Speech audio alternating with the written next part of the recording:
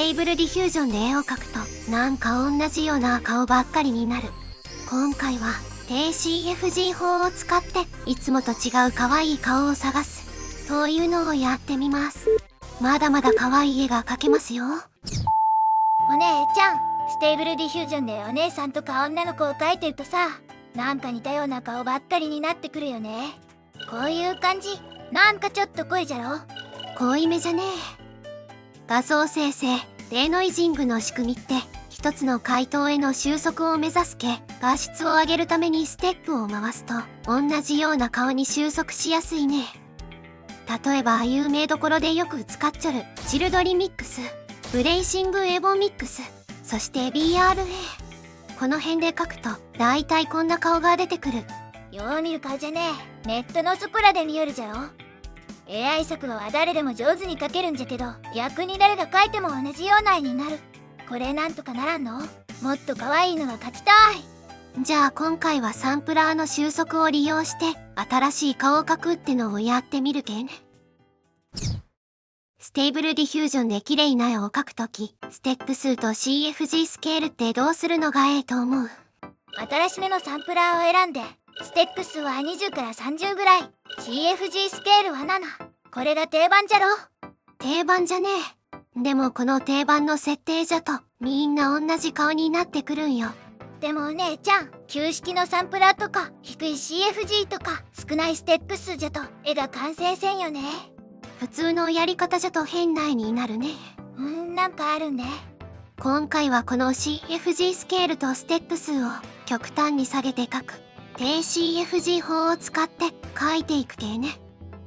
今回は後でアップスケールかけるときに拡張機能のコントロールネットとコントロールネットのタイル、それと拡張機能のアルティメット SD アップスケール、この辺使うけまだ使ってない人は準備しちょいてね。ステーブルディフュージョンのバージョンはサンプラーたくさんある方がええけバージョン 1.7 かな。ステーブルディフュージョンまだ慣れてない人は過去動画も参考にしてくださいね。でもお姉ちゃん、 CFG スケールとステップ数されたら収束中の絵が出るよね。その収束中の絵をよう見るとね、ぶっ壊れた顔からいつもの顔に変わるところでなんか可愛いのが出る時がある。ほんとじゃね。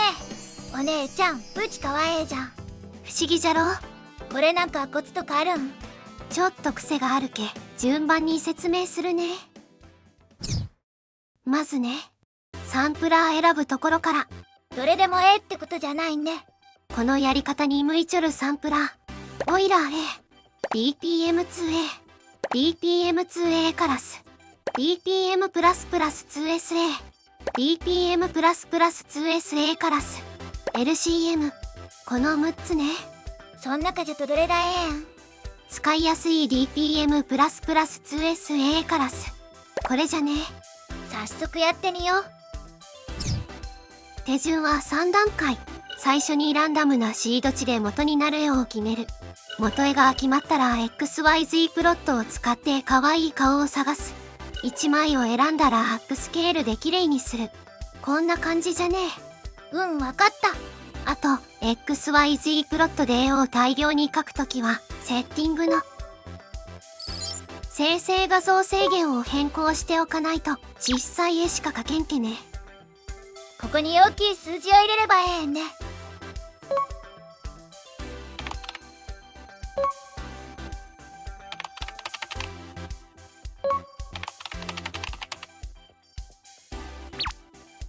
アプライセッティングをして UI を再起動。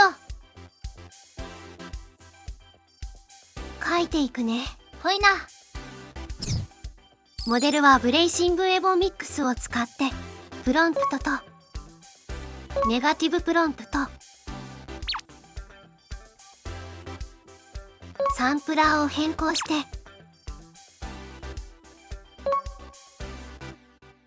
ステップ数は10、低めじゃね画像サイズを決めて CFG スケールは3、9枚ぐらい描いてみる。生成。いろいろ出たね。プロンプトでなんかコツとかあるん？ラッチアングル。これ入れちょくとね、構図がまっすぐじゃなくなる。確かに斜めの方が可愛いね。ちなみにダッチアングルを Google で検索すると本当に斜めになる。細かいね。いいのが出たら1枚選んで。可愛いのいっぱいあるけど、どれがええじゃろうね。こっからまだ追い込むけ、顔よりも全体の雰囲気で選んだ方がええよ。4番目、これにしよう。シード値を固定。ここのスクリプトから XYZ プロットを選んで、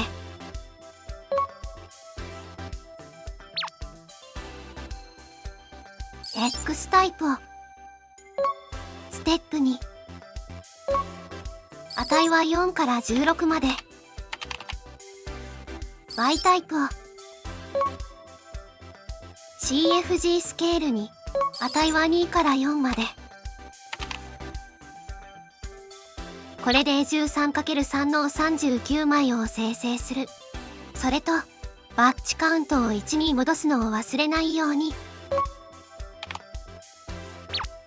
生成。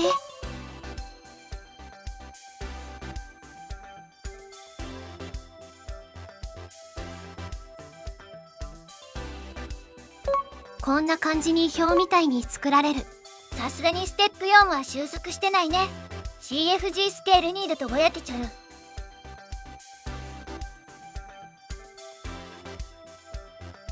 横方向がステップ、縦方向が CFG スケール。組み合わせになっちゃるんね。CFG スケール3はもう安定してきた。こん中から可愛い顔を探す。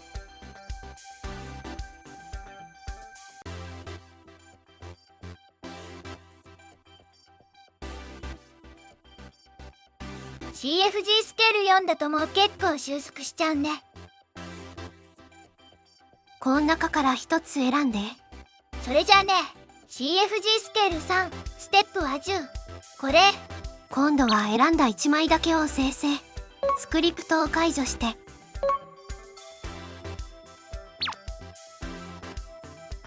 選んだステップ数と CFG スケールを入れる。今回はたまたま最初に生成した時の数字じゃね。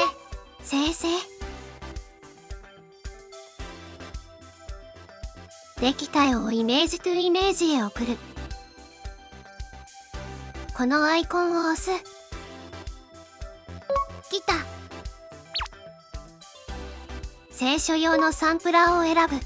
聖書用。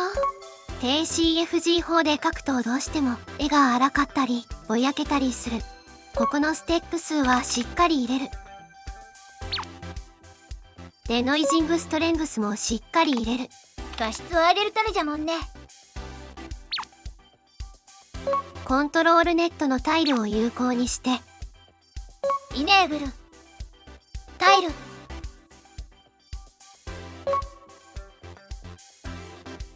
スクリプトからアルティメット SD アップスケールを選択。この辺は前にやったね。ターゲットサイズタイプ、スケールフロムイメージサイズを選択。アップスケーラーはリアル ESR ギャン 4X プラス。倍率はとりあえず2倍。生成。できた。お姉ちゃん、だいたいわかったけ。他のモデルとかサンプラーも使ってみよう。XYZ プロットで出した画像とアップスケール後の画像を順番に見ていく系ね。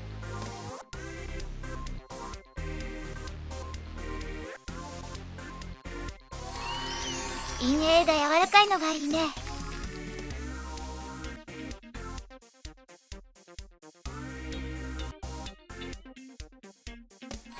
あんまり民家じゃねえ。素朴な感じじゃねえ。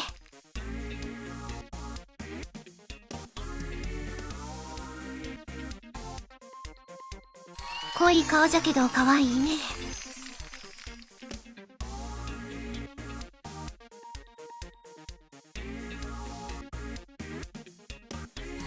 やっぱり陰影が柔らかいのがいいね。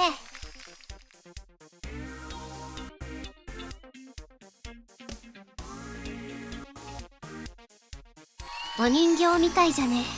写真もうまいね。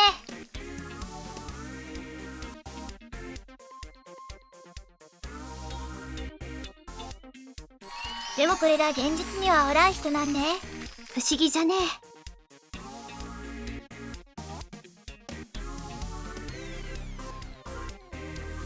ステップが 6、CFG スケールが3。驚きじゃね。なんか風がすごいね。花びらがええ感じじゃね。でも化粧品の CM が AI だとまずいよね。まずいね。